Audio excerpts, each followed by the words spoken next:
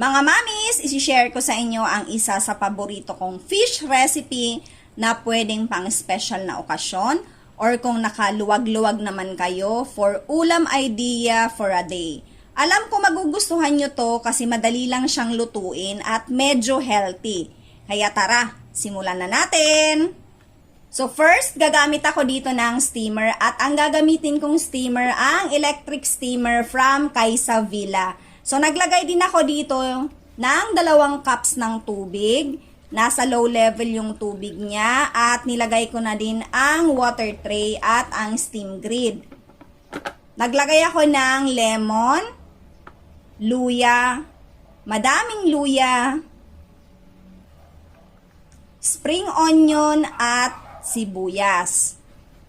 Nilagay ko na din yung fish na nirub ko ng salt and pepper. Naglagay din ako ng luya, sibuyas, bawang, spring onion at lemon sa tiyan ng fish. So mga mamis, ang fish na gamit ko ay pompano.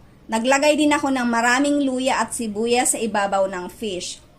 So dito na tayo sa second layer. Repeat procedure lang mga mamis kung ano yung ginawa natin sa first layer. Ganon din ang gagawin natin sa second layer.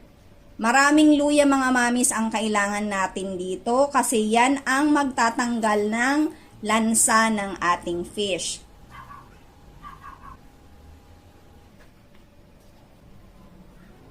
So takpan na natin at isinet ko siya sa 30 minutes steam time. So hintayin lang natin ang ating fish ng 30 minutes at ganito mga mamis kaganda yung ating bagong electric steamer from Kaysa Villa. So ayan, luto na siya at isi-set aside ko muna to. At gagawin natin ang sauce na pampalasa ng ating recipe. So first, nagpainit lang ako ng kawali, naglagay ako ng olive oil.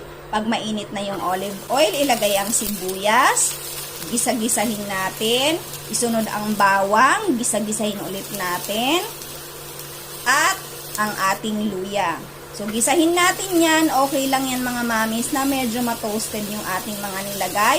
Isunod natin yung carrots. Gagamit din ako dito ng red bell pepper dahil yan ang magpapakulay sa ating recipe. Naglagay din ako ng premium soy sauce. Ito yung soy sauce mga mamis na hindi masyadong maalat. Gumamit din ako ng oyster sauce at kaunting asukal. So, adjust accordingly sa sugar. Haluin at maglagay ng tubig, lemon juice, haluin at pakuluin.